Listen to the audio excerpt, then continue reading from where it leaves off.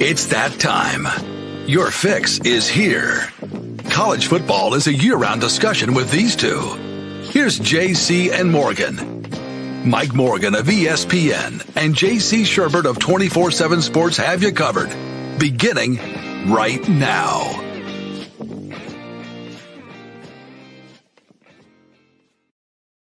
And good morning and welcome, everybody. It is the midway point, just about, a little bit past it, of September, and we are 3 weeks into the college football season. Welcome once again to another installment of JC and Morgan. He is JC Shurburtt of 24/7 Sports. Mike Morgan with you. Phil Mullinax, our fearless producer, behind the mythical glass. He's out there. You can't see him, but he is pulling the levers, hitting the switches, and making us technically sound.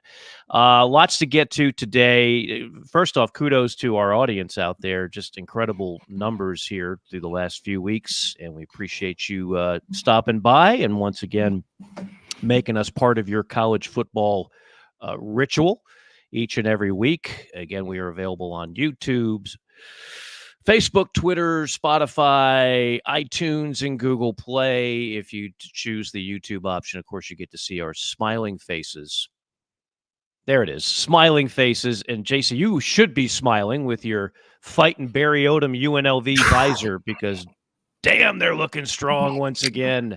Yeah, I thought I was going to – Friday night win at Kansas. I know Kansas doesn't have a home field right now, but they're a good football team, Kansas is. And this is the second time they've gone into somebody's house in 3 weeks and won the game. They're good on defense, which is not a surprise. They have talent. They have NFL guys on that roster. It's amazing what they've done. And I wore this last week, and as long as they keep winning, I think I'm gonna rock this visor on JC and Morgan until the Running Rebels lose. They are your adopted team. They appreciate that. I was a big UNLV basketball guy back in the day with Tarkanian and those loaded teams they had. I mean, Larry Johnson, Stacey Augmon, all those players were Anderson Hunt, Greg Anthony. Yeah, dude, those Grandmama. Were. And as I learned later, gosh, I guess about 10 years ago, when I was a single man, I'd hit up Vegas a lot because that's what single men in their 30s do. And not all the time, but, probably like twice a year I'd get out there. And I'd been out there for work quite a bit and got to kind of know the locals and stuff. And when you look at UNLV, you sort of understand that, man, what they did in basketball was a miracle. I know they had some help, but it's not a school that's very well funded for athletics. They do have more fan support than people think. Football has been atrocious. John Robinson couldn't win there. I mean, it's a program though that has a lot of pride, and so that's why I like them. I don't want to spend. We had so much more to talk about. I don't want to spend the whole time talking about UNLV, but they're right there. Dare I say, sort of near the pole position with Boise, I think, and Memphis for that G5 playoff spot. So that would be something else. They just happen to be number one on the G5 John top 10, which we'll get to later on. It was a good day for the G5. You had UNLV. I had Memphis winning the game against Florida State. You want to talk about a Vegas line that was upside down. Florida State is just woeful.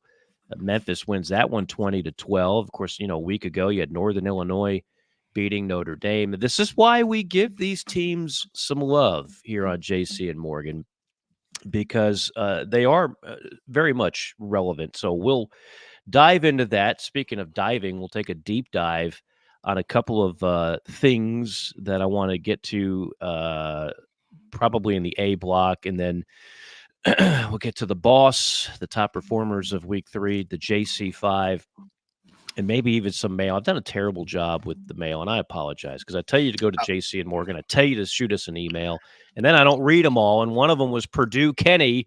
We got a big Purdue fan listening to the show, and he was talking all kinds of smack about Notre Dame. And, Kenny. I thought about Purdue Kenny all weekend once I saw that score, man, or once I saw part of that game. I was like, man, this guy.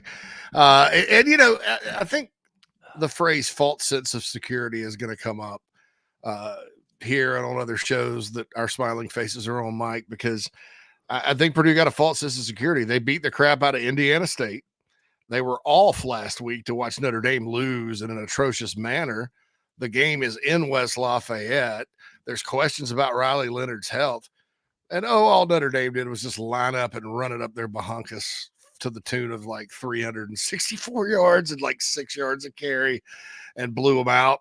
So I felt bad, but Kenny probably got lulled into a false sense of security. I don't blame the Purdue fans for thinking they had a shot, but he's not the only. I mean, I think non-Purdue fans thought Hudson Card, who was once considered the quarterback of the future for the Texas Longhorns, one of those guys that like slips through the cracks and bounces around. You're like, wait a minute, wasn't that guy with a lot of stars next to his name coming out of high school? Purdue's had a good tradition of quarterbacks roll through there in West Lafayette. They're always outmanned, it seems, on the line of scrimmage and whatnot, but they've had some good quarterbacks starting with Drew Brees and on forward. And you got another dude, the O'Connell kid, who's in the NFL right now. Mm-hmm. And he was their last guy. So I didn't think it was a crazy thing. I don't blame you, Boilermaker Kenny. And by the way, it's cool just having a Purdue fan listening to the show. I know we got some Michigan fans and Texas fans and fans out in California, but I was pulling for you guys. But what it shows, honestly, take Purdue out of the equation. It goes back to the number I ran on last week. And that is, with all due respect to Marcus Freeman, there's certainly a ton of talent on Notre Dame. There's NFL talent on both sides of the ball there. When you can blow out a Purdue, it reminds people that you should have never have lost to Northern Illinois at home, just as you should have never lost to Marshall at home, just as you should never have lost to Stanford at home. Those are three inexcusable home losses in less than 3 years on the job. And so when you go out and you plaster Purdue, it's less about how good you are and more about how in the hell did you blow perhaps your season on a MAC team again in your home stadium 7 days ago. Yeah, that did not wake up the echoes, my friend, that loss. And it's going to linger. It's going to help Northern Illinois, who I don't even know if this is the best team in the MAC. I think that's probably Toledo. Yeah, speaking of, Stark Vegas was not having it on Saturday. But it's gonna linger, and it's one of those losses. I think that when you're talking about Notre Dame, it's all well and good they're not in a conference, but this is a situation that hurts them, because if they drop one more game, they're not going. I mean, there's no way, unless a lot of teams have 3 losses or whatever, and it could get crazy. I mean, you're not going to talk in absolutes about that, but there are teams on the schedule left that if they do lay an egg, as they're prone to do. I even think they laid an egg at Louisville last year and at Clemson last year. I mean, the Notre Dame was probably better, all things being said, than those two football teams. Probably didn't have as much talent as Clemson. Certainly just got out coached at Louisville by somebody Purdue misses and Jeff Brom. But there's games on the schedule starting with Louisville here in a couple of weeks that they could easily win, especially the one at the end. So this is going to hurt them, and this hurts them. This is what hurts about not being in a conference. If they were, let's say they were in the ACC right now, you wouldn't be too worried. You're like, well, they just got to get top 2 and go win the game in Charlotte, and they're in with a bye, most likely. Although I think UNLV, if they go undefeated and you have a lacking conference champion, you could see the freaking G5 team get the bye this year because of the way the rules are set up. But, just kind of assuming you're going to make it, and then you're not, you don't have that conference championship card to play, it's going to hurt them as far as getting in the 12-team playoff. There's a trade-off for everything in life, man. There is. Football's an allegory of life, and that's the trade-off. You don't want to join a conference, great, but you're not getting the auto bid, and you better be really good or you're not getting in. Football is an allegory of life. I like that. That could be our new motto. I stole it from Derek Moore, who he's at South Carolina. He used to be at Georgia Tech. Folks folks are probably familiar with him. Go look at his Georgia Tech pregame speeches on YouTube if you want to like get real fired up, because he's one of the best. But he's a friend of mine. I've known him since he was in Atlanta. We have some mutual friends, and he always says that football is an allegory of life. And I actually believe it if you really think about the game and kind of what all it entails and what goes into winning and losing and the fine line and choices and decisions and all of that. It's really true. You know what else is an allegory of life? Thornton Mellon. Thornton Mellon owned a bunch of tall and fat shops, very successful, self-made man, makes a lot of money, performs an impossible dive that nobody would dare even try, the triple Lindy, and then an allegory of life. What does he do? He buys his way into college, becoming the oldest member of the student body. That's an allegory of life. Money rules college athletics. It rules universities. It causes corruptions, causes all kinds of issues. But Thornton Mellon was way ahead of his time. He also is a big reason why we look forward to the deep dive each and every week here on the program. If we can cue up Thornton, Phil, I don't even know what we had. Put on your scuba gear.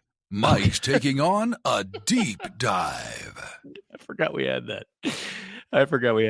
So we've got the audio, but we no longer have a picture of Thornton doing the triple Lindy. That always made my day. But, all right, just envision it in your mind, kids. If you're of a certain generation, you don't know what the hell we're talking about. Again, Google is your friend. Go ahead. Back to School, the movie. Yeah, they haven't it's censored actually that. The same storyline or very similar storyline to Caddyshack. Rich guy buys himself into some place he doesn't belong with Rodney Dangerfield as the lead character. Yes. But instead of Bill Murray's fine gopher blowing up character, you have a Sam Kinison as a professor, which is amazing. Beautiful. Just beautiful. Awesome. Sam would have been canceled 60 seconds into his opening act in today's day and age, but back then he was allowed to perform memorable comedy, that is for sure. Okay, so I got a two-part deep dive. I knew this was going to happen. This is the first one. I knew this was going to happen. People can't, I don't know why this makes people so angry, but it pisses people off. There's a thing this year in college football called the 2-minute, not warning, but timeout. Now, as I can tell you, and you've probably noticed, all announcers, we've been instructed, do not call it the 2-minute warning. You call it the 2-minute timeout. Why? Don't ask questions. It's a 2-minute timeout. Yes, sir. May I have another? That's kind of the logic behind it. Now, some have like Mike Tirico. He doesn't care. I mean, he's running things at NBC. Don't worry about it. He got kind of snarky about it in week one, talking about how silly it is to call it a timeout instead of a warning. But it got me to thinking, I've been watching NFL football as well as college football since I was about age 6 or 7. And I just always knew it was a 2-minute warning, but I never knew why. So here is why. It goes back to the 1940s where they kept time on the field. You didn't have the big scoreboard with the clock. So when the referees and their little stopwatches, when it hit 2 minutes, then they wanted to go ahead and announce to both coaches, hey, just so you know, there's only 2 minutes left in the half. There's only 2 minutes left in the game. And thus, it was a warning to the coaches and the players. That's how much time is on the clock. So get with it. Jump on it. You might have to go ahead and pick up the pace here. So is it an outdated term? Yes. But it's also a term that has been around for 80-plus years. Bottom line is, the Big Ten has said they wouldn't mind just changing it to the 2-minute warning. So the Big Ten always trying to be kind of cutting edge. They've gone on record and said, we're cool with calling it the warning. Well, the College Football Rules Committee said, no, it is the 2-minute timeout. Here's the other thing you need to know. I hear this a lot. Well, that just means they added another timeout because the TV just wants more money. There's not another timeout. What they did was eliminate what we call a floater that you had to run at some point during that second half. Well, that floater is gone in favor of the 2-minute timeout. So too many commercials is always going to be out there watching football. But I promise you, There has not been an additional TV timeout added. It's the same as it was last year and 5 years ago or whatever. But that is where the term came from, the 1940s in the NFL. And as of now, we're still calling it the 2-minute timeout in college football, the 2-minute warning in the NFL. And JC, I know this irks you beyond belief. I could really, of all the things to talk about or complain about if you're a fan, that's not what college football fans, they're creatures of habit. That's why I love them. And they're petty as hell. I mean, they're just petty. I don't like these face mask uniforms. You can fire the coach. That's just kind of how they are. And I get it. I am too. I'm one of you. So it's the Big Ten being cutting edge, man. Come on. You're talking about a conference that until 1998 refused, because we know now enough to know the Pac-12 Pac-10 then would have done anything the Big Ten asked. A tu brute. That's French? College football. What is that? That's Latin from Julius Caesar. A tu brute. Well, you are quite the philosopher today. Yeah. Allegories and Latin. What else you got up your sleeve? That means and you, Brutus, because Brutus, of course, betrayed Caesar and all that. Like the Big Ten betrayed the Pac-12. Stabbed him. I think Caesar got stabbed in the side. This is more of a backstabbing in the back. But until 1997, which was just a minute ago, really, unfortunately, because we're getting old. But they refused to have a national champion crowned in college football because they wanted to play in the Rose Bowl, which is another group of people who can poop in a bag and tell you it's a bag of jelly donuts. There's philosophy for you. You knew he was going to get back down in the gutter, folks. He's not. That's the JC I know. Poop humor. But, it's like, I don't know about cutting edge. I think that they're just kind of using common sense like everybody else. And like, why are we twisting ourselves in knots? Because you do have some broadcasters like our friend Tim Brando that calls college games and pro games. So it's not really fair to the broadcasters because one of them is going to call the 2-minute warning and get a strongly worded email from a boss or something because of it. But yeah, I think it's a nothing burger. But I did appreciate this segment though, because I had no idea where it came from. I think most of us did not. I did not.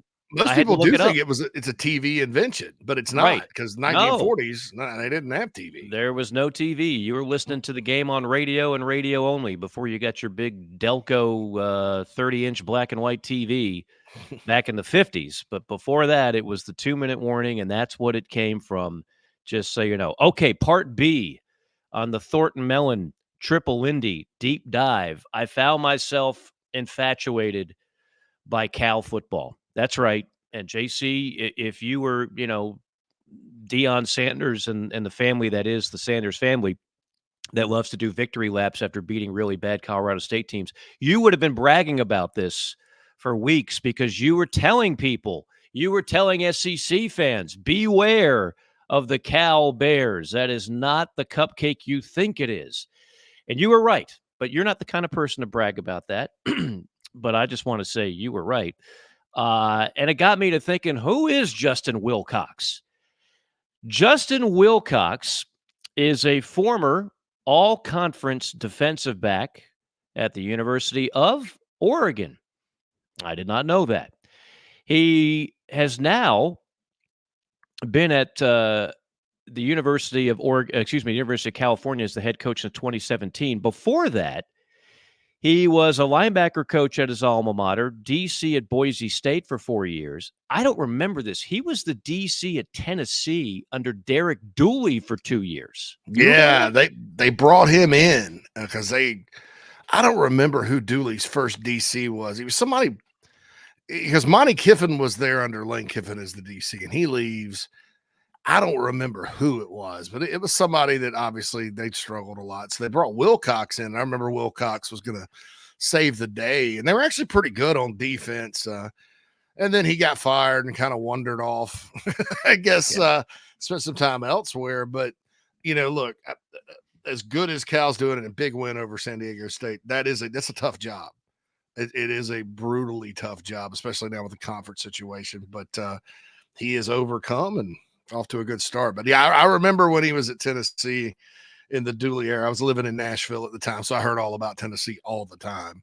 You heard about angry Tennessee fans all the time. I was working at Rivals.com at the time, and a lot of Vol fans in my office, and a lot of good friends that are Vol fans. So yeah, I know all about him and his stint at the University of Tennessee. Well, they are the toast of the town, and they will battle Florida State in an ACC matchup. And Phil, I'll bring you back in. I have the perfect title for this game. Okay, Phil, if you can play the clip. I got nowhere else to go. I got nowhere else to go. That's exactly what Florida State Cal is. Cal is in the ACC because they had nowhere else to go. Florida State doesn't want to be in the ACC, but they got nowhere else to land, and they can't get out of a lawsuit as a victor right now. These are two programs that don't necessarily want to be there, but they got nowhere else to go, and they're battling. It's 0-3 Florida State and 3-0 Cal.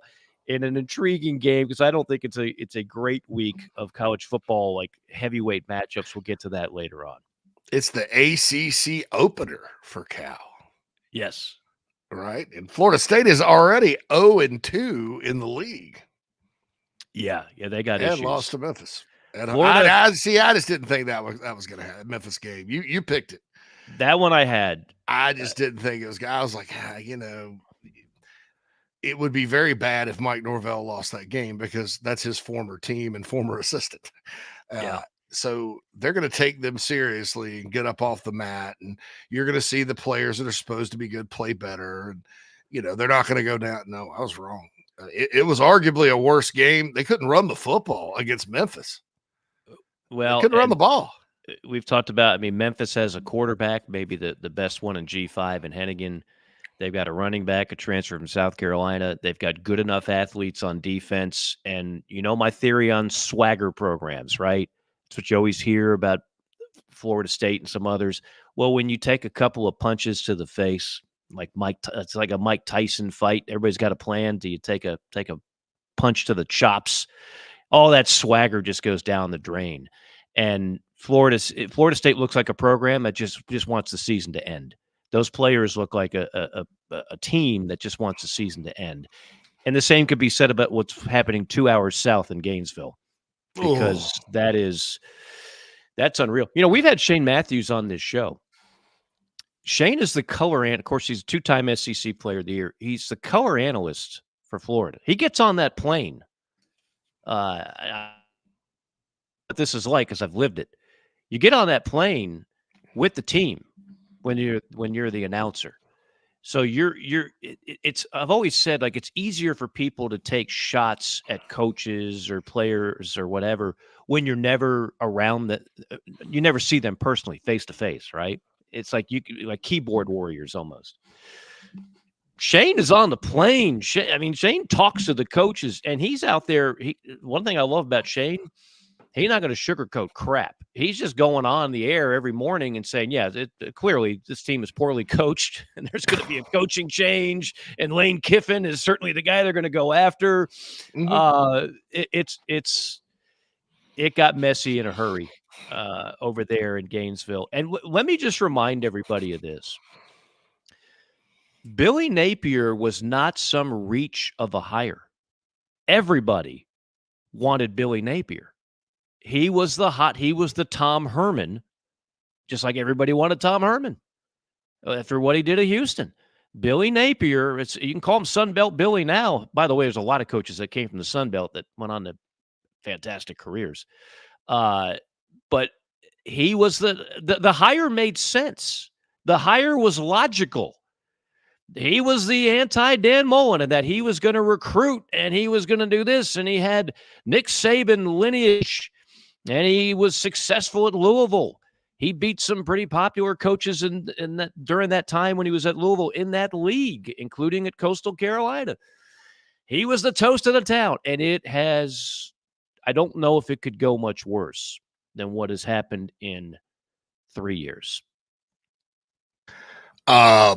It's not been good. And I would argue he hasn't recruited any better than Dan Mullen, at least on paper. And then you have this new world with the transfer portal, which probably sets up a Dan Mullen, Mike, a little better than a Billy Napier, who's kind of got an idea of how to build a program slowly through recruiting and redshirting and stuff like that. Well, Florida's a revolving door, more so than other programs. I mean, look, one of their best D linemen's now at Ole Miss. I mean, they lose guys, they gain people, but they lose people. I think starting Graham Mertz was I get it. And Graham completed 75% of his passes and Lagway did not.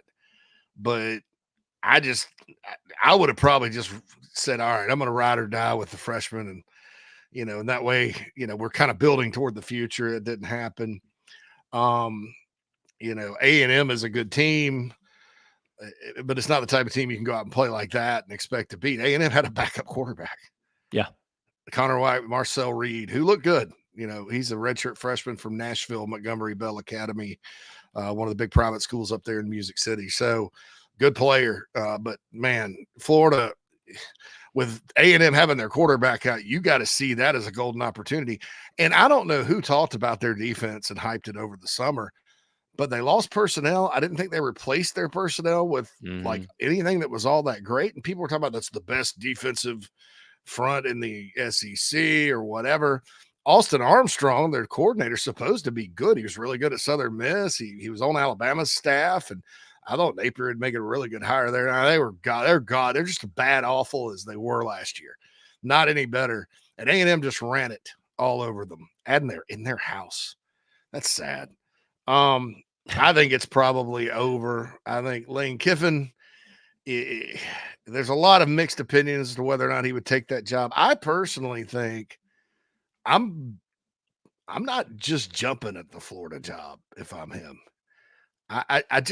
You gotta, it's one of those things where it's like the shiny toy and you look and you see the swamp and so much potential. And boy, Lane Kiffin would give a lot of good one-liners like Spurrier. And he's tailored. He fits those people like nobody else, He's a great play caller. He can recruit. He can hit the portal. He understands the game. He's kind of a player's coach. He can hire a staff. There's all these things. Like, I think Florida should absolutely have him at the top of the list. But man, you had a plum job at Southern Cal once and got run off. And you were fortunate to make your way back in the high life again, as the great philosopher Steve Winwood says. And you're back.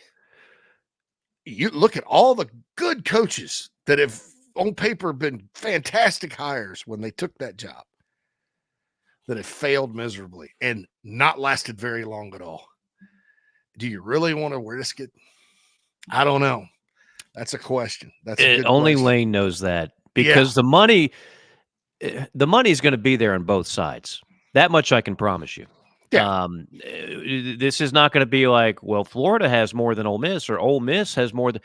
The money is going to be there on both sides for Lane Kiffin and Lane's family. There's talk about Lane really wanted that job 3 years ago and didn't get offered and wasn't real keen on that. You always hear Lane talking about the fans at Ole Miss need to do better. Is there a ceiling at Ole Miss that does not exist at Florida? I don't know. I mean, I really think at some point it just comes down to where do you want to live? Where do you feel comfortable? You could always bring up no state income tax, but shoot, when you're making, Lane's, I think, at $9 million now. Ole Miss can give him whatever money he wants, where the state income tax isn't going to be a huge factor. I don't think the cost of living comparison between northern Mississippi and the state of Florida is going to go in the Gators' favor, regardless of the income tax situation. There is that. Yeah, you get a lot of house for what he's making in Mississippi. I think you do pretty well. Yeah. You could probably buy about a quarter of the state. No, it's going to be fascinating. And you know what I always say, JC, on this show and others. People will talk about the AD in this situation, Scott Strickland. If Lane says no, he's not saying no to the AD. He's saying no to the University of Florida. Every fan base wants to think that A, your job is the best job, and B, it's all about the AD. It's all about the AD didn't hire Urban Meyer the boosters at the University of Florida hired Urban Meyer. The AD at the time didn't hire Steve Spurrier. The boosters got together and wanted to hire. When a move is made to fire Billy Napier, it won't be just the AD unilaterally decides that's what he wants to do. It's the board and the boosters. That's who controls your favorite program. You think it's the athletic director sitting there with the power of the pen and the bully pulpit. The big money talks in college football. And who the big money wants is who the big money will go after, regardless of who your athletic director is. Just remember that little tip, no matter what your school is.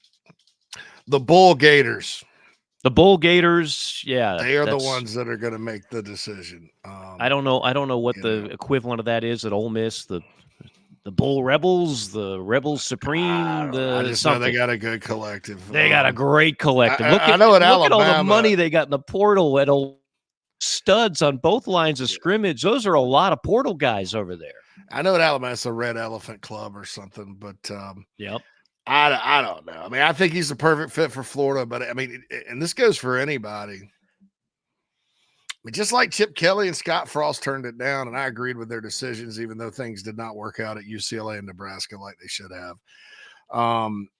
It's you look at the history. I know the recruiting footprint. I know the fan support's outstanding. The Swamp is a brutally place to play, but two people have won there. Steve Spurrier is the only one to win consistently there. Urban won 2 national championships in 3 years. He had Tim Tebow, a Heisman winner. They lost the Citrus Bowl that year to the Michigan team that lost to App State. He had a couple of 8 and 4 Outback Bowl teams, and then one year that he was really good, that he ran into Nick Saban in Alabama in 2009 and lost the championship game and went to the Sugar Bowl. So that's Urban Meyer. Look how much more consistent he was at Ohio State. I know they're not in the SEC. But still, I mean, that it was a great time for Florida athletics in general, but it wasn't like they were going out and winning 11 games every year. I mean, the only coach that did that just happens to be right there and has an office still. And also won a Heisman there, and the field's named after him. So, I mean, it's Florida is kind of going through this whole – and it's almost like this on steroids. It's like after Bear Bryant left Alabama. But it's even, I mean, they just keep changing and changing and changing and changing. I think we saw with Tennessee when they hired Heupel that your next best hire is just right around the corner. But it is damaging to a certain extent, and probably less so now that you have the transfer portal. Less damaging to a certain extent. Than it was, but you still can't keep changing. Tennessee's on solid ground now because they made a hire. Everybody kind of questioned, but he hit. Other teams. And he wasn't their first choice either. Nah, others. Tony Elliott was. A good win over Wake Forest. There were other names week, too. There were other names. Yeah, I mean, look, so big names. And Danny White, the AD there, went with a guy he knew from UCF, and Josh crawled on his belly through glass to take that job. As he should have. Do you know? I just saw this on Twitter yesterday. It's the 10-year anniversary where Bob Stoops fired Josh Heupel as his offensive coordinator. Fired him 10 years ago. National championship winning quarterback Josh Heupel. You want to talk about awkward? I'm going to fire the guy who led me to a national championship and is my offensive coordinator. Like, we got like statues of this dude, and I'm about to fire him on a national stage and kick him out of his alma mater's office. In fairness, Josh Heupel got better. Like he was kind of just a spread tempo guy, kind of Mike Leach type of guy. And that started not working at Oklahoma. Their DNA's kind of to run the ball and play defense anyway. And they weren't outscoring teams like they once were. I don't think it was bad. I just think there were some games that they were like, we better do something different on offense. He went and hired Lincoln Riley, and they went right back up the offensive ladder. And lo and behold, what happened. But Heupel went to Missouri, had Drew Lock, and wasn't, they play like a Missouri State and score 70. Then they play another team that played defense, score 9. It wasn't until he got with it. And I don't know why I'm mentioning this guy right now with Jeff Lebby. I'm not trying to laugh at Mississippi State right now, That's Jeff not Levy, Jeff's fault. who is Art Briles' son-in-law, and he went and met with Art, and Baylor's spread and air raid, quote unquote, is a lot. You can ask RG3 or whoever played for Art Briles. It is a lot different than what Mike Leach runs. Mike Leach is the pure air raid, pass. Briles has this run game. I'll never forget. I saw Baylor play North Carolina in the whatever the Cheez-It Bowl now, the Orlando Bowl one year, and their quarterback was out. I think North Carolina had Mitch Trubisky. It was the year North Carolina 16, the year they won the division. Baylor had a wide receiver playing quarterback. They rushed for 700 yards. Yeah. And, I mean, that's Briles is like way more. It's a different level, a different type of spread. Started running it at UCF, brought it to Tennessee, and it's worked. So, in fairness to Bob Stoops, the same coach Josh Heupel is now is not the coach he had then. And he had it then, it may be a little different. But oh boy, the storylines. This sets up pretty doggone well for the Tennessee Volunteers and Josh Heupel, in my opinion. I totally agree. And we started the show last week, and I said that there's one team I'm really getting hot on, and you said, Mike, I already know you, and I know who it is. And you read my playbook. I was going with Tennessee because Tennessee's got a defense too. Tennessee's got a defense. They had 60-something points at the half. They could have scored 100 on Saturday. Two other quick games before we get to a break in the JC5, and we'll just rifle through these. This is kind of our scatterbrain segment. Number one, I don't know how that Kentucky team that got throttled by South Carolina damn near beat Georgia, although I am on record saying Georgia's going to lose a game this year. I think everybody in the SEC will. And number two, the South Carolina LSU game, which was the game of the week, just got drunk. I mean, you had everything in that game, and I still don't know how Carolina lost it. I know fans will say officials, and they certainly did not have a good day. But man, oh man, that was an incredible game. Georgia-Kentucky was an old school 1982 SEC clash. First 1-15 wins it. But those two games stood out among the rest in the SEC. Yeah, it was, there's never like one reason why you lose a football game like that if you're South Carolina. I mean, there's certain parts of it. You got to give LSU credit. LSU was struggling early on offense, and they kind of made some adjustments, and, their offensive line had a good game. They weren't perfect. They were kind of hitting them on the run. Nussmeier, I thought, was not perfect, but he's gritty. He's a gritty ball player, man. He's tough, and made some good throws. But, I mean, anytime you have two defensive scores taken off the board because of really, there's just no way to spin it. They weren't the right calls. I mean, the first pick six, clearly Kyle Kennard had Nussmeier's jersey. They never even touched the shoulder, the horse collar. So it was a call there. And then, look, man, when a quarterback, you're taught to block the quarterback on an interception. Every coach in the country preaches that. That's not against the rules. When the quarterback is just standing there, and you hit him, you're going to get a flag. But when he's running toward the play, he is a live player. And I thought it was a great acting job by Nussmeier, because kind of was a shot with the arm, but that's legal. You can do that. And he wasn't hurt. He got right back up. When that happens, and you kind of do the math, it's tough from a South Carolina standpoint. And that's not a homer call by me. I mean, the whole country was saying that there were some bad calls in the game. I will say that, like I said, you lose a game, it's because of a number of reasons at all time. But LSU played well, and it was a big win for them. And I think South Carolina's got a good football team. I really do. I think the schedule's not getting any easier, but I think the Gamecocks have a lot to build on and keep going. As far as Georgia and Kentucky goes, wow. I didn't expect that. Nobody did. Georgia has won games like that before, though. Low scoring. And I'll say this, if you're Kentucky, I know people are getting on Mark Stoops. It's a judgment call because your defense is playing well, but Georgia did what they had to do to get out of the game. And I don't like it. I get it. Punt. on 4th down and 8. I mean, 4th down and 8 and plus territory. Do you really think you're getting? I mean, they did get the ball back. You could argue that but your passing game is non-existent. So are you? I don't like it. That might sound like hindsight. I get it. I didn't like it at the time. I'm watching that game. Like, no, you punt it here. You're not. I didn't think they'd get the ball back, so I was wrong on that part. But I still don't think it's the right move. Yeah, I mean, you got to dial something up. Steven in our chat box is Kentucky, LSU, Carolina lost on Sellers' interception. I completely disagree with that. I don't even think LSU got any points.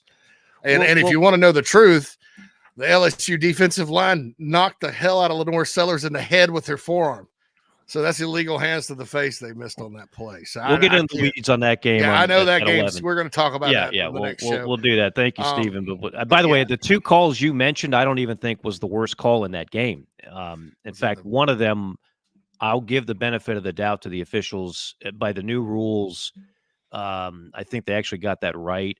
But the one that nobody is talking about is the phantom offensive pass interference. To me, that was the absolute worst. That's not even subjective. To me, that's not even debatable. But that's a story for another time because we got a lot to get to, including the JC5. It is JC and Morgan, presented in part by MG&A Wealth. We understand the unique challenges that come with managing wealth. You want smart ideas, prompt solutions, performance, and a sense of security. You need a firm that responds that way. That is MG&A Wealth, privately owned since 1984. They will take care of your money. You will get results just as people have been getting, again, for about a half a century now. Call Sean, 954-289-9000, 954-289-9000. Check out the website, mgawealth.com. The morale of a great nation depends heavily on the JC5, and it's coming up next. Morning, Carl. Usual? Yeah. Your oldest was in here the other day. Said the two of you took a trip down to my neck of the woods. How'd that go? You might as well give me one of those Carolina cards while you're at it. I knew I liked that one. Yeah. There you go, my friend. Thanks. Hey, Carl. Congratulations. See you tomorrow, ready? You bet.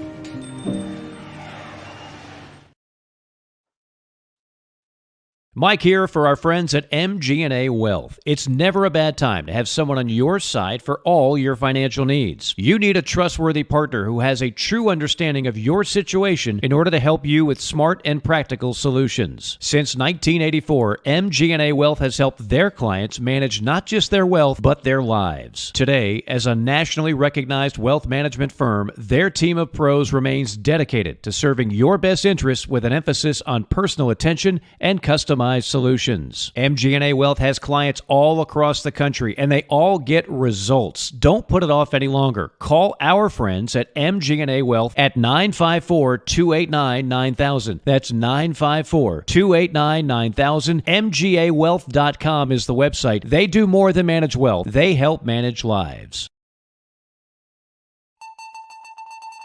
Listen up. This is for construction professionals, contractors, facility managers, or do-it-yourself homeowners. SitePro Rentals is ready to equip your upcoming project. We rent construction equipment for any size job. Boom and scissor lifts, telehandlers, skid steers, excavators, air compressors, generators, even small tools and equipment. SitePro has you covered. If you are ready for better equipment rental, call SitePro and rent from the local, friendly, easy to do business with equipment professionals. Call 972-RENT-NOW. That's 972-736-8669 to rent the newest equipment in the Atlanta market. Call 972-RENT-NOW or visit siteprorentals.com.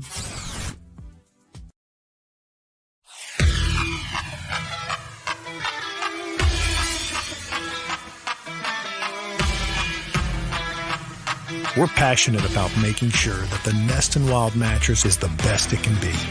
Made well and made right. Right here in Tupelo, Mississippi. So how can we do all that? Work. Hard work. And that means something. The Nest and Wild mattress is a movement. It's a pride in where you come from and where you're going. So get comfortable. Because this movement is just beginning.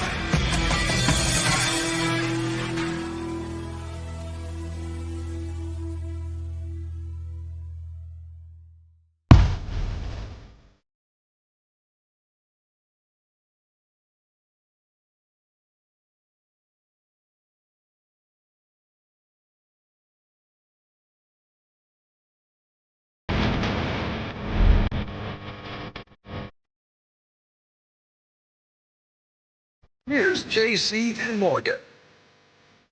All right. We do record this live. I know many of you listen to it later on in the day or even the week, but it's 10:22 Eastern Time, 9:22 in Chi-Town, where JC resides. I'm here in the mecca of college football, that is ATL, Atlanta, Georgia. And in this segment, the JC5 and the boss. Some program directors would say that couldn't be done in one segment of pure entertainment, but we're going to give it a shot, damn it. So here we go, the JC5. It's time for the top topics in the sport. We bring the JC5. Number 1. All right, number 1. We talked about it a little bit earlier. Do you think how long does Billy Napier last? I know we kind of talked, so I cheated a little bit on this one. But speaking of nowhere else to go, that could easily be Scott Strickland in the short term. Yeah, I see. Again, for those that don't know, again, Scott is the AD.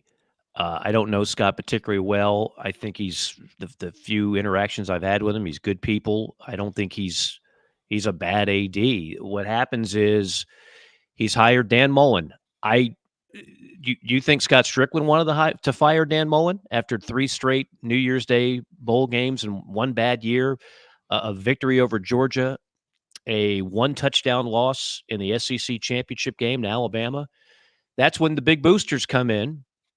And they get in a room and they say, well, this Georgia guy, this Mike Griffin guy says, well, we're not recruiting worth a damn, and we can't compete with Kirby in recruiting, and Dan just doesn't like recruiting and he's lazy, so let's fire his ass.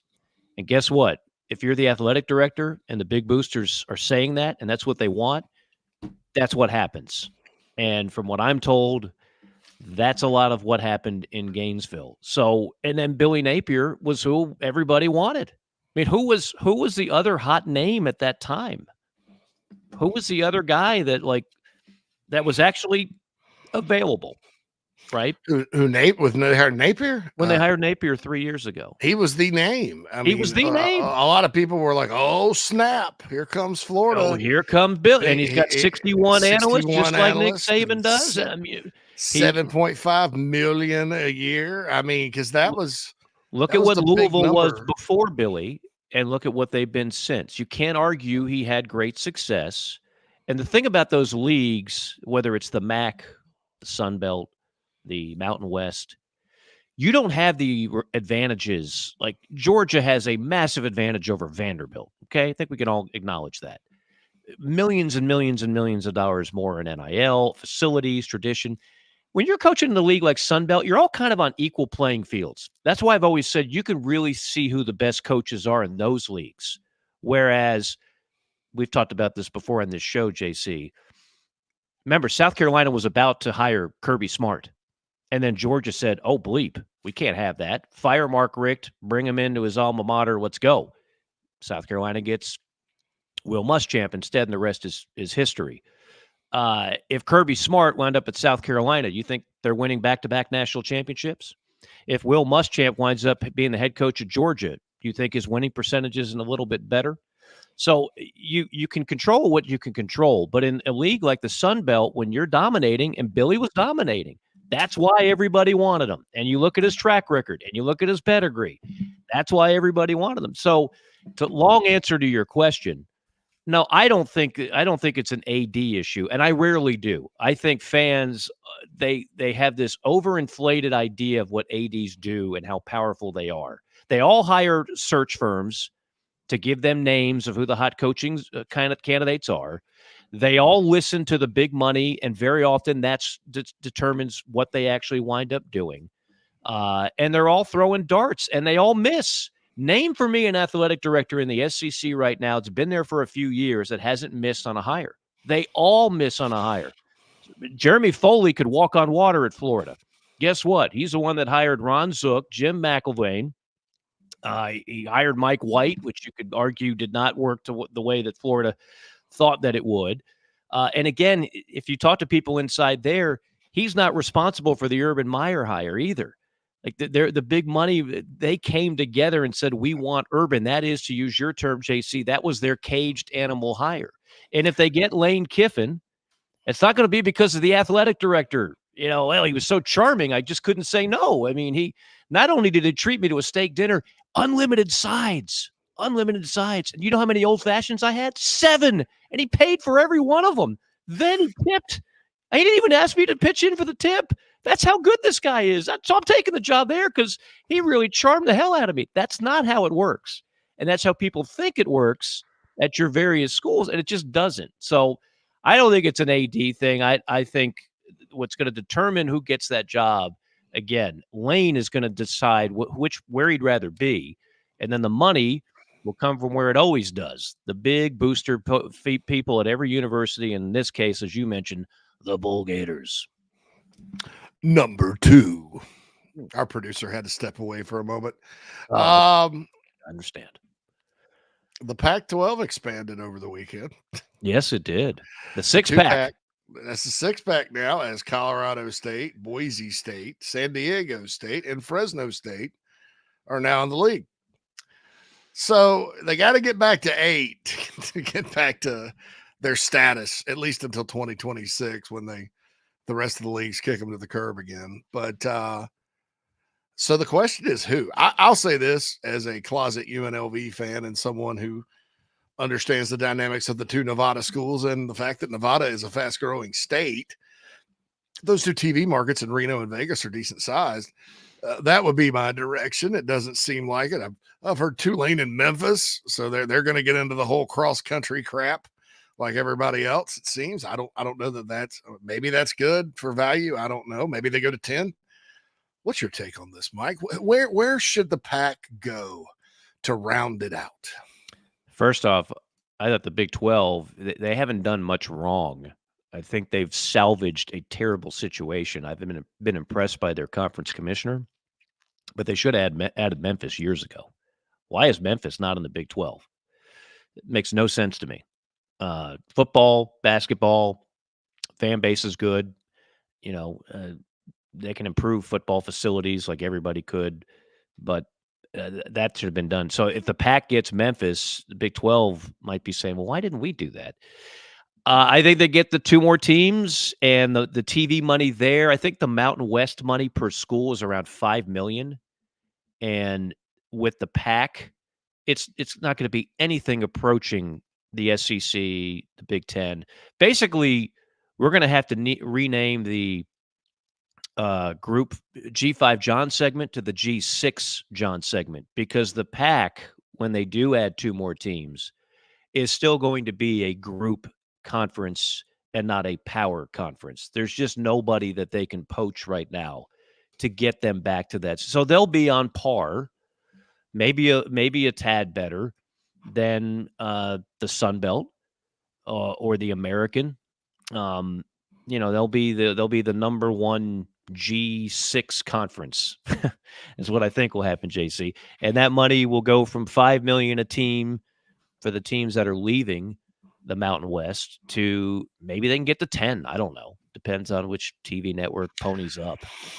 I'd circle back. I'd keep my linear and maybe circle back a little bit with Apple on that subscription thing, because their subscription revenue, as someone who lives in that world, is a lot different than ads and TV and the fluctuation, the valuation and all that. You're basically depending on your fans and alumni to pony up the however much a month, and they will, to watch all the games. So I would circle, if I were them, that's what I'd do. I'd add 2 to 4 more teams, circle back. And I think that, college football is to the point where these bigger conferences are very exclusionary because they've gone out and spent the money to get the expanded teams and all that. I do think college football is better with a West Coast presence as a conference. Mm-hmm. I agree. And it may take 10 years, but eventually in time, because all these schools they're adding have a lot of what's called the potential, upside. And if we remember correctly, the Pac-10 back in the day was not what we remember the Pac-10. It was kind of a collection of teams out west. Southern Cal and UCLA ruled the conference. The Oregons were god awful. Washington was just okay. The Arizona schools weren't even in the league. They were in the WAC for a long, long time. They weren't even big time. And I think the western part of our country still, although people are leaving California, there are other Western states that are going to be represented in this new conference that are growing like crazy. And so the numbers will make sense eventually for them. But yeah, I'm with you. I think, I don't know. I don't know who you had. You had Memphis, Tulane, and the two Nevadas. I think that's a really good league. You know who never gets added or even talked about being added? I don't know what they did to put a pile of coal in their cornflakes over there at the PAC headquarters. San Jose State. That's like a major institution in California. They've been playing Division I football forever, but they're not even in the conversation. I've seen their stadium. I've never been. But now I'll be honest. This was 20 years ago, so maybe it's. I got to remember this about some of these road trips. I took this road trip in 06, so there were 5A high schools in Alabama with better stadiums. Okay, I mean I've been to San Jose. It's beautiful. You go to you get in the rental car, go to Monterey, and it's fantastic. I mean, Half just Moon beautiful. Bay is around. I mean, dude, one of those. First time I'd ever been to California for work. We went to the Bay Area and we're at some high school up on a hill and went and got some tape and came. Because back then you had to get the VHS tape, right? And we're walking out. And I'm looking down. And there's a big green hill. It's in spring, 65 degrees, breeze coming off the Pacific. You can see kind of the clouds rolling through the valley. It's beautiful. Absolutely, it's unreal. Gorgeous. It's the best piece of property, maybe in the country. That area. Mm-hmm. Now, what they do to screw it up, like the rest of that state's a whole other story. But it's one of those things. If you took all the people out of it, you're just kind of discovering California. I understand why everybody started moving there. They were like, well, once we go through this desert and get past these big rigid mountains, it's paradise. It's freaking ridiculous. The weather is perfect. You can't find better weather. The topography. I'm going to throw that word out there. I'm not even sure what it means. There we go. I mean, you're throwing out allegories and haiku poems. I'm going to throw out topography. It's all good out there. But San Jose State is like the redheaded stepchild. It's like, we'll take every other California school, but you guys go ahead and sit this one out. We're good. Number 3. Okay, so look, man. I started thinking about Clemson this morning. And look, I understand against a pretty good App State team.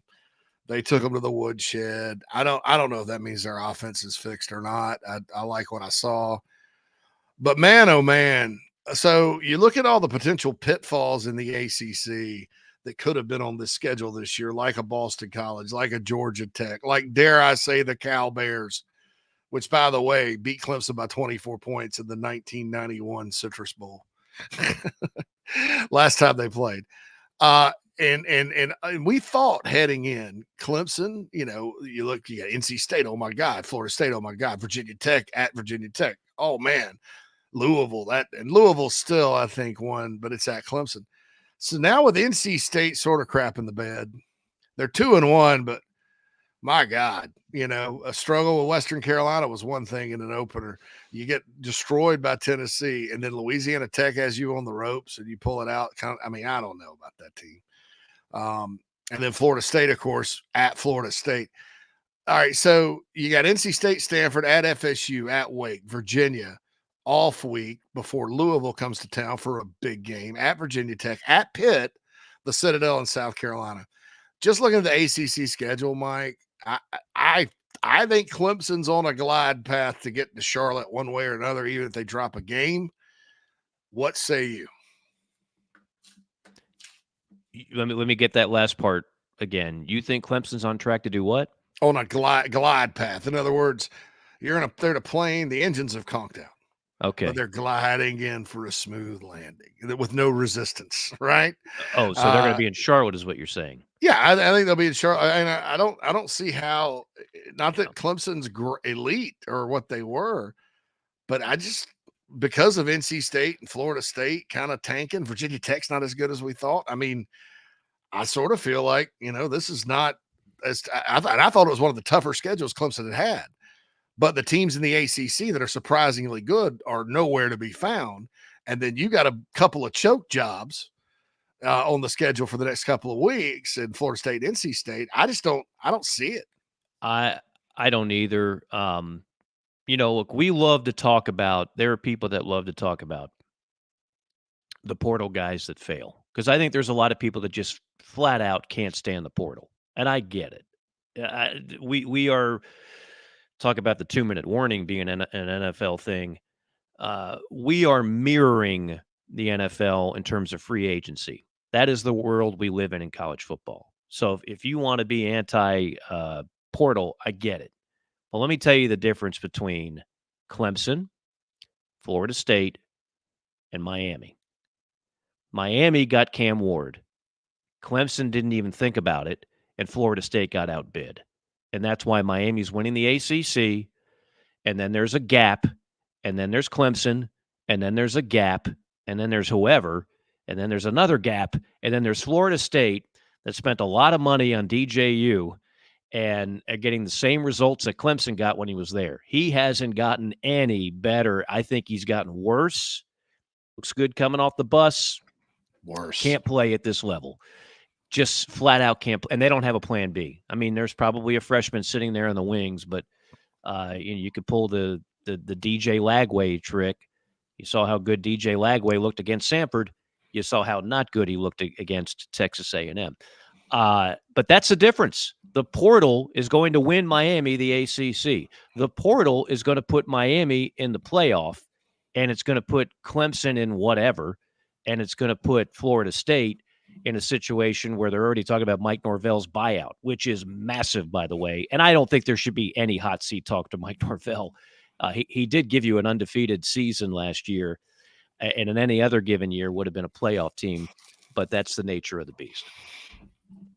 Number 4. All right, so I'm usually good at remembering things. I don't remember a day where 2 SEC teams went down to the group of 5 and a third struggled, like Arkansas did against UAB. And I don't know that Arkansas really struggled, but UAB, this is not Bill Clark's UAB Blazers. It's Trent Dilfer's, and they're not very good. So what say you about the kind of the bottom rung of the league as we know it now? You don't know how it's going to finish up because things change quickly. But, I mean, your Mississippi State's Vanderbilt was disappointing with that loss to Georgia State. That's not Sean Elliott's Georgia State team. No, that was a trap game. And then Toledo opened up a can in a night game in Starkville. You don't go into Turner Field and just roll up on Georgia State just because you're beating Virginia Tech and everybody's on the Vanderbilt bandwagon. Yeah, I said it, the Vanderbilt bandwagon. Look, we love, I'll say I'm an SEC guy. I don't hide that. Have been since I've been knee-high to a grasshopper. But the SEC is not very deep this year. It is top-heavy. The top teams are damn good. People are finally waking up to Texas. Oh, well, just wait till Texas gets in the SEC. Yeah, they're in the SEC, and they're damn good. They're ranked number 1 this week, too, by the way. And they should be. Yeah. I think I put them first in my power rank. No, I put Alabama first, Texas second in my power rankings. But, and how many teams can say that and be like, yeah, if we have to play with our backup quarterback, it's cool. We got Arch Manning. It'll be all right. No sweat. No biggie. Yeah, Quinn, you take your time. When you're ready, you come back. In the meantime, we'll just have Arch roll up a bunch of numbers and show why he was a stud recruit. We are unconcerned. So Texas, Bama, Ole Miss, Tennessee, Missouri to an extent, and of course Georgia. I realize they struggled against Kentucky, but they're still Georgia. Georgia does this every year, by the way. In fact, every national championship program, if you go back over time, you go back to those Nebraska teams, you go back to some of those Florida teams, you go back to Florida State in the last championship. All of those teams had games where they struggled.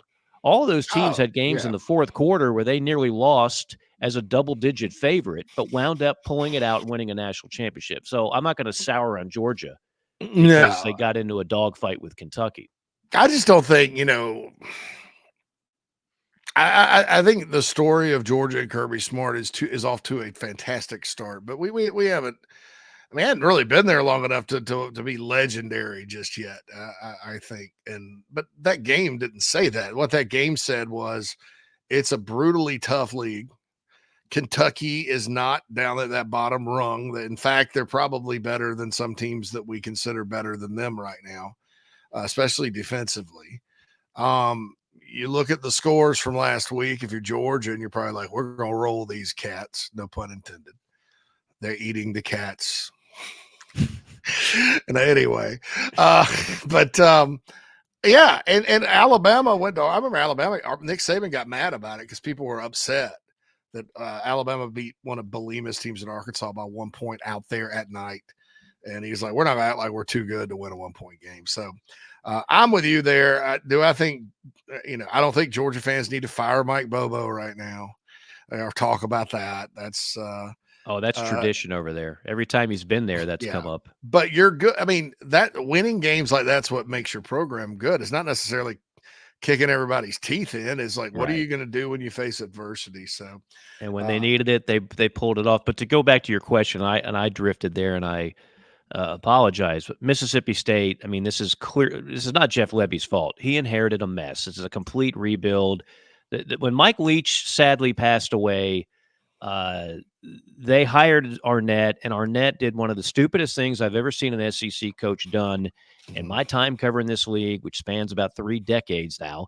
And that was scrap the Leach offense. We need to ground and pound, be a more physical team because I'm a defensive guy, and we need to limit possessions. And it completely screwed. And now Will Rogers is at Washington, and it just completely put that program on its side. And they've been trying to recover ever since.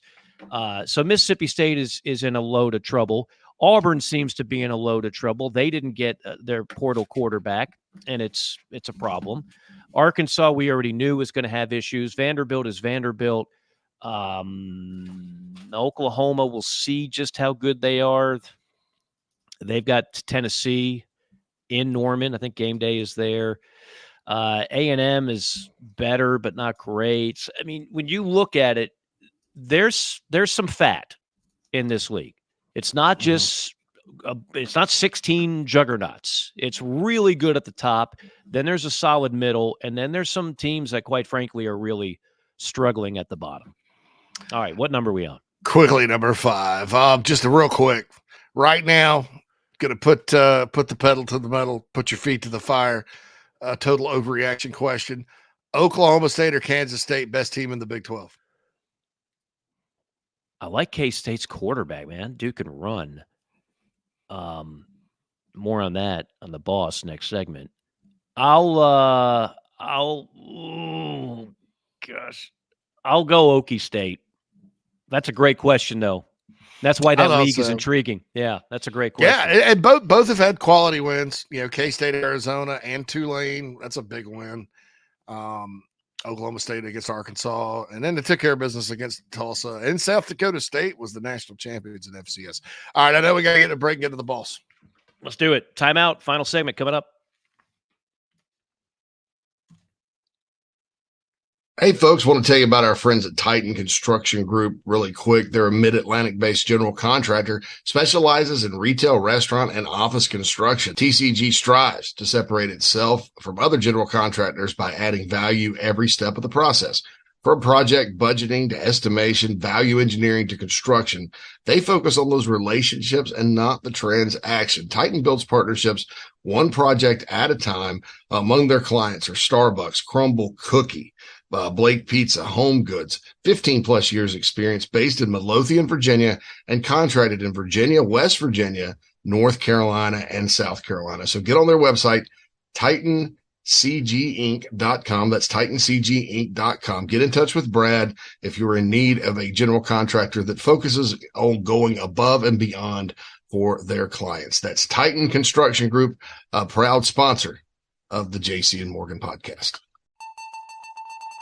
Listen up. This is for construction professionals, contractors, facility managers, or do-it-yourself homeowners. SitePro Rentals is ready to equip your upcoming project. We rent construction equipment for any size job. Boom and scissor lifts, telehandlers, skid steers, excavators, air compressors, generators, even small tools and equipment. SitePro has you covered. If you are ready for better equipment rental, call SitePro and rent from the local, friendly, easy to do business with equipment professionals. Call 972-RENT-NOW. That's 972-736-8669 to rent the newest equipment in the Atlanta market. Call 972-RENT-NOW or visit siteprorentals.com.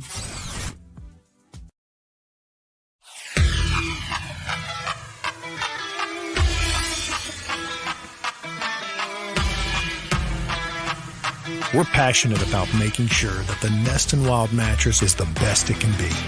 Made well and made right. Right here in Tupelo, Mississippi. So how can we do all that? Work. Hard work. And that means something. The Nest and Wild mattress is a movement. It's a pride in where you come from and where you're going. So get comfortable, because this movement is just beginning.